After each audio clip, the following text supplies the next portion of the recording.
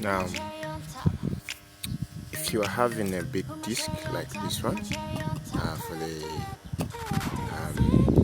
that big grinder, then you want to use it using this small baby grinder.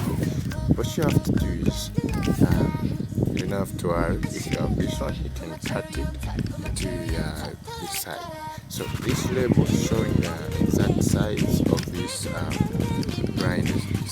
So what you have to do, you just have to cut it into smaller, just following this label.